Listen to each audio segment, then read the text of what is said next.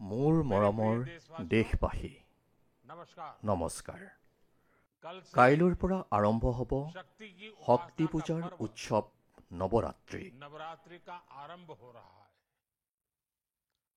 আপোনালোক সকলোলৈ শুভেচ্ছা থাকিল। নৱৰাত্ৰিৰ প্ৰথম দিনাৰ পৰাই দেশে আত্মনিৰ্ভৰ ভাৰত অভিযানৰ দিশত আন এক গুৰুত্বপূৰ্ণ আৰু বৃহৎ পদক্ষেপ গ্ৰহণ কৰিছে। কাইলৈ 22 ছেপ্টেম্বৰ, নৱৰাত্ৰিৰ প্ৰথম দিনা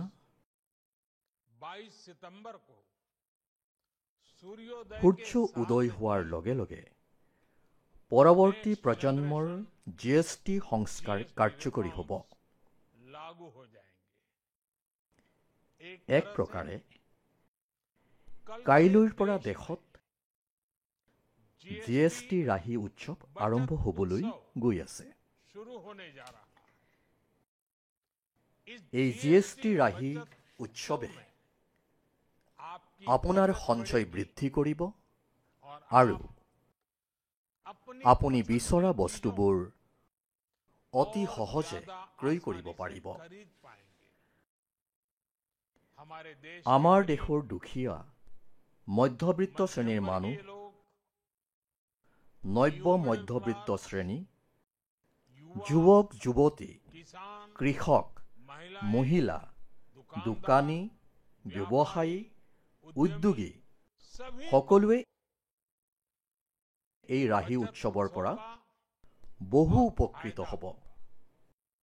অৰ্থাৎ এই উৎসৱৰ বতৰত সকলোৱে মিঠাই খাব আৰু দেশৰ প্ৰতিটো পৰিয়াল ধন্য হ'ব।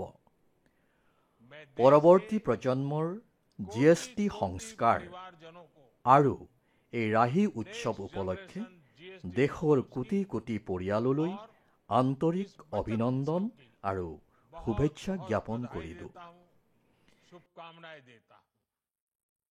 এই সংস্কাৰসমূহে ভাৰতৰ বৃদ্ধিৰ কাহিনী ত্বৰান্বিত কৰিব, ব্যৱসায় কৰাটো সহজ কৰি তুলিব, বিনিয়োগক অধিক আকৰ্ষণীয় কৰি তুলিব আৰু প্ৰতিখন ৰাজ্যক উন্নয়নৰ দৌৰত সমান অংশীদাৰ কৰি তুলিব। বন্ধুসকল, 2017 চনত যেতিয়া ভাৰতে GST সংস্কাৰৰ দিশত পদক্ষেপ গ্ৰহণ কৰিছিল, তেতিয়া ইয়াৰ দ্বাৰা ইতিহাসৰ পৰিৱৰ্তন আৰু নতুন সৃষ্টিৰ আৰম্ভণি হৈছিল। দশক দশক ধৰি আমাৰ দেশৰ জনসাধাৰণ, আপোনালোক সকলোৱে, দেশৰ ব্যৱসায়ীসকলে বিভিন্ন কৰৰ জটিলতাৰ মাজত আবদ্ধ হৈ আছিল। Octroi, entry tax, sales tax, excise, VAT, service tax. আমাৰ দেশত এনে ডজন ডজন টেক্স আছিল। এখন চহৰৰ পৰা আন এখন চহৰলৈ যদি সামগ্ৰী পঠিয়াব লাগিছিল, ইমানবোৰ চেক পইণ্ট পাৰ হ'ব লাগিছিল, ইমানবোৰ ফৰ্ম পূৰণ কৰিব লাগিছিল, ইমানবোৰ বাধা আছিল আৰু সকলোতে বেলেগ বেলেগ কৰৰ নিয়ম আছিল। মনত আছে, 2014 চনত যেতিয়া দেশে মোক প্ৰধানমন্ত্ৰীৰ পদৰ দায়িত্ব অৰ্পণ কৰিছিল, তেতিয়া সেই প্ৰাৰম্ভিক পৰ্যায়ত বিদেশী কাকত এখনত এটা আকৰ্ষণীয় উদাহৰণ প্ৰকাশ পাইছিল, য'ত এটা কোম্পানীৰ অসুবিধাৰ কথা উল্লেখ কৰা হৈছিল। সেই কোম্পানীটোৱে কৈছিল যে যদি বাংগালুৰুৰ পৰা 570 কিলোমিটাৰ দূৰত্বত থকা হায়দৰাবাদলৈ নিজৰ সামগ্ৰী পঠিয়াব লাগে, তেন্তে সেয়া ইমানেই কঠিন আছিল যে কোম্পানীটোৱে প্ৰথমে বাংগালুৰুৰ পৰা ইউৰোপলৈ সামগ্ৰী পঠিওৱাটো পছন্দ কৰিছিল আৰু তাৰ পাছত ইউৰোপৰ পৰা হায়দৰাবাদলৈ একেখিনি সামগ্ৰী পঠিয়াবলৈ ভাল পাইছিল। বন্ধুসকল, তেতিয়াৰ পৰিস্থিতি এনেকুৱাই আছিল কৰ আৰু টোলৰ জটিলতাৰ বাবে। আৰু মই আপোনালোকক এটা পুৰণি উদাহৰণহে সোঁৱৰাই দিছোঁ। যেতিয়া বিভিন্ন ধৰণৰ কৰৰ জটিলতাৰ বাবে প্ৰতিদিনে এনে লাখ লাখ কোম্পানী, লাখ লাখ দেশবাসীয়ে সমস্যাৰ সন্মুখীন হৈছিল। এখন চহৰৰ পৰা আন এখন চহৰলৈ সামগ্ৰী পৰিবহণৰ সময়ত যি খৰচ হৈছিল সেয়াও দুখীয়াই বহন কৰিছিল আৰু আপোনালোকৰ দৰে গ্ৰাহকৰ পৰাই সেয়া আদায় কৰা হৈছিল। বন্ধুসকল, দেশক এই পৰিস্থিতিৰ পৰা উলিয়াই অনাটো অতি প্ৰয়োজনীয় আছিল। সেয়ে 2014 চনত যেতিয়া আপোনালোকে আমাক এই সুযোগ দিছিল, তেতিয়া আমি জনস্বাৰ্থ আৰু জাতীয় স্বাৰ্থক GSTক আমাৰ অগ্ৰাধিকাৰ হিচাপে লৈছিলোঁ। আমি প্ৰতিজন অংশীদাৰৰ সৈতে আলোচনা কৰিলোঁ। প্ৰতিখন ৰাজ্যৰ প্ৰতিটো সমস্যাৰ সমাধান কৰিলোঁ। প্ৰতিটো প্ৰশ্নৰ সমাধান বিচাৰি পালোঁ। সকলো ৰাজ্যকে লগত লৈ স্বাধীন ভাৰতৰ ইমান ডাঙৰ কৰ সংস্কাৰ সম্ভৱ হৈ উঠিল।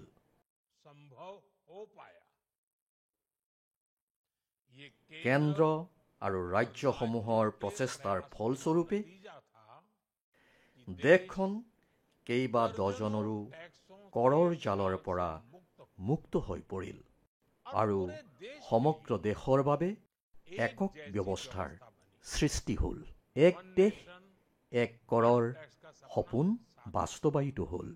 বন্ধুসকল, সংস্কাৰ এক অবিৰত প্ৰক্ৰিয়া। সময়ৰ পৰিৱৰ্তন আৰু দেশৰ প্ৰয়োজনীয়তাৰ বিকাশৰ লগে লগে পৰৱৰ্তী প্ৰজন্মৰ সংস্কাৰ সমানেই প্ৰয়োজনীয় হৈ পৰে। গতিকে দেশৰ সাম্প্ৰতিক প্ৰয়োজন আৰু ভৱিষ্যতৰ সপোনক মনত ৰাখি GSTৰ এই নতুন সংস্কাৰসমূহ ৰূপায়ণ কৰা হৈছে। নতুন আৰ্হিত এতিয়া মাত্ৰ 5% আৰু 18% কৰৰ স্লেব থাকিব। অৰ্থাৎ প্ৰায়বোৰ দৈনন্দিন ব্যৱহৃত সামগ্ৰী অধিক সুলভ হৈ পৰিব। খাদ্য সামগ্ৰী, ঔষধ, চাবোন, ব্ৰাছ, টুথপেষ্ট, স্বাস্থ্য আৰু জীৱন বীমা, এনে বহুতো সামগ্ৰী আৰু সেৱা হয় কৰমুক্ত হ'ব, নহয় মাত্ৰ 5% কৰহে দিব লাগিব।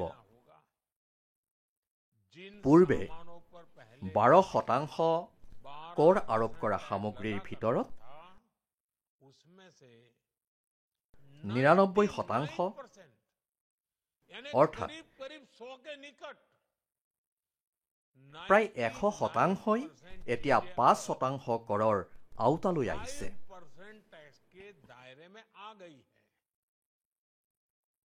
বন্ধুসকল, যোৱা 11 বছৰত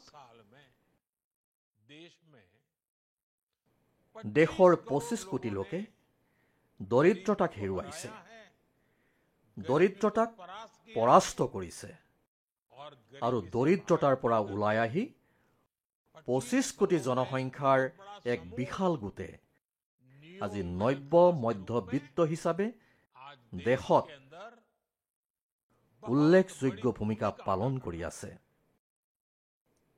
এই নব্য মধ্যবিত্ত শ্ৰেণীৰ নিজস্ব আকাংক্ষা আছে, নিজস্ব সপোন আছে।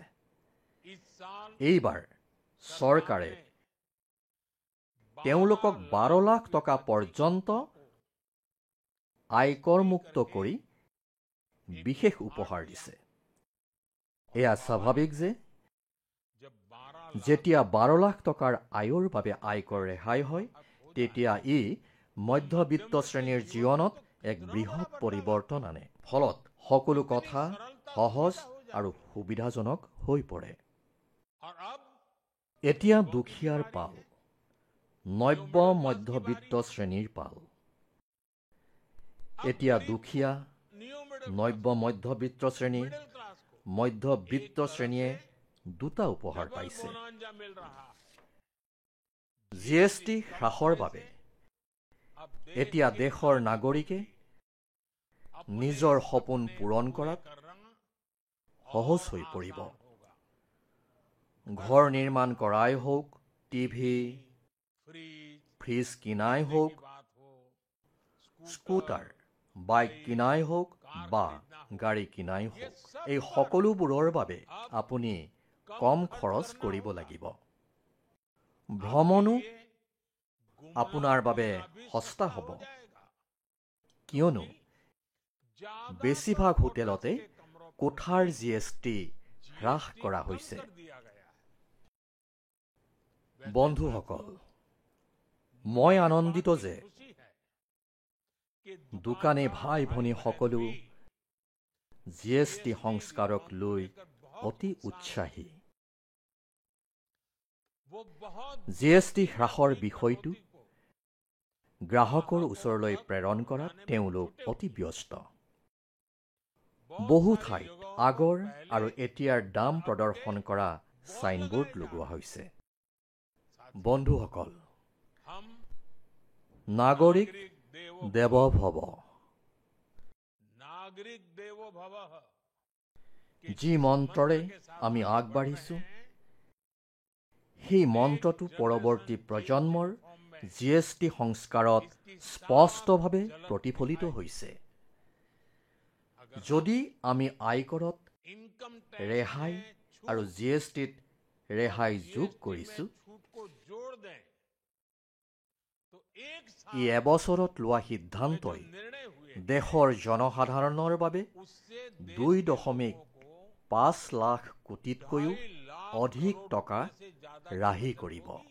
সেইবাবেই মই কৈছো, এয়া এটা ৰাহি উৎসৱ।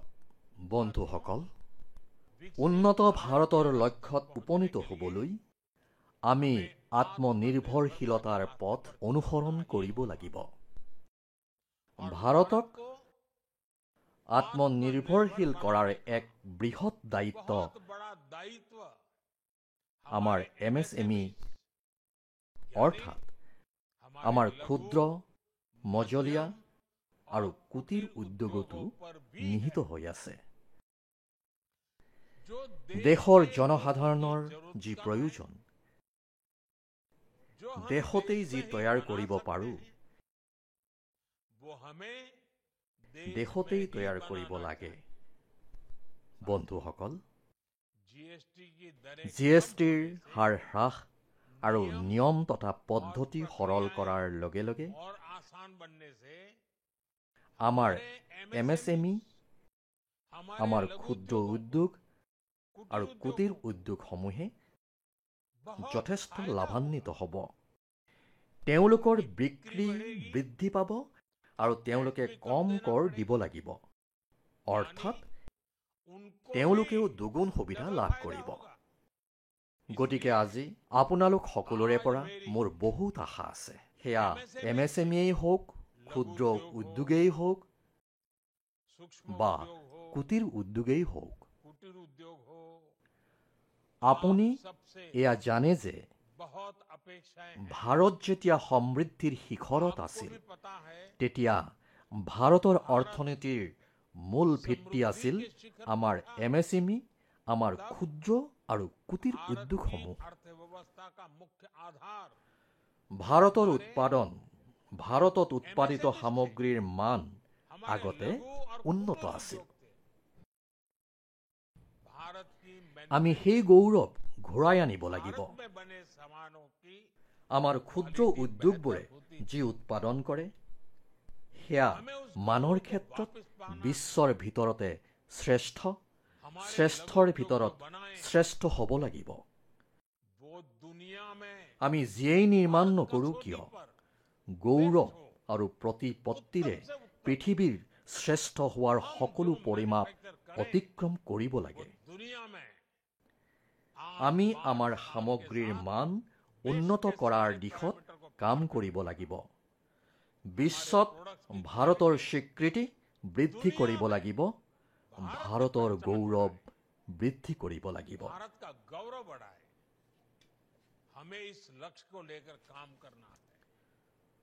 বন্ধুসকল, যিদৰে স্বদেশী মন্ত্ৰৰ দ্বাৰা দেশৰ স্বাধীনতা শক্তিশালী হ'ল, ঠিক তেনেদৰে দেশৰ সমৃদ্ধিও স্বদেশী মন্ত্ৰৰ দ্বাৰাই শক্তিশালী হ'ব।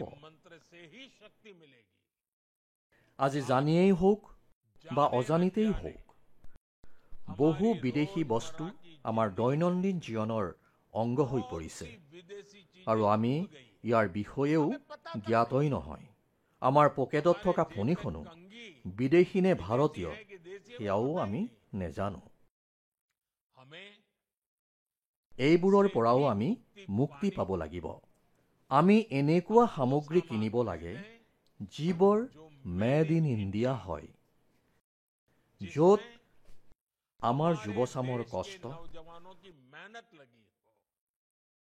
আমাৰ পুত্ৰ কন্যাৰ ঘাম জড়িত হৈ থাকে। আমি প্ৰতিখন ঘৰক স্বদেশীৰ প্ৰতীক হিচাপে গঢ়ি তুলিব লাগিব। প্ৰতিখন দোকান স্বদেশীৰে সজাই পৰাই ৰাখিব লাগিব। গৌৰৱেৰে কওক যে এয়া স্বদেশী। গৌৰৱেৰে কওক মই স্বদেশী। গৌৰৱেৰে কওক মই স্বদেশী কিনো। ময়ো স্বদেশী সামগ্ৰী বিক্ৰী কৰোঁ। এয়া প্ৰতিজন ভাৰতীয়ৰ মনোভাৱ হ'ব লাগে। যেতিয়া এনে হ'ব, তেতিয়া ভাৰতৰ বিকাশ দ্ৰুতগতিত হ'ব। আজি মই সকলো ৰাজ্য চৰকাৰক স্বাৱলম্বী ভাৰতৰ এই অভিযান, স্বদেশীৰ এই অভিযানেৰে নিজৰ ৰাজ্যৰ উৎপাদন ত্বৰান্বিত কৰিবলৈ আৰু সম্পূৰ্ণ শক্তি তথা উৎসাহেৰে এই অভিযানত যোগদান কৰিবলৈ আহ্বান জনাইছোঁ। এনেদৰে বিনিয়োগৰ পৰিৱেশ বৃদ্ধি কৰিব লাগিব। যেতিয়া কেন্দ্ৰ আৰু ৰাজ্যসমূহ একেলগে আগবাঢ়ি যাব, তেতিয়া স্বাৱলম্বী ভাৰতৰ সপোন পূৰণ হ'ব। ভাৰতৰ প্ৰতিখন ৰাজ্যৰে বিকাশ হ'ব আৰু ভাৰতৰ বিকাশ হ'ব। এই আবেগেৰে এই ৰাহি উৎসৱৰ বাবে পুনৰবাৰ শুভেচ্ছা জনাই মোৰ ভাষণৰ সামৰণি মাৰিছোঁ। আকৌ এবাৰ আপোনালোক সকলোকে নৱৰাত্ৰি আৰু GST ৰাহি উৎসৱৰ আন্তৰিক শুভেচ্ছা জনালোঁ। बहुत बहुत धन्यवाद।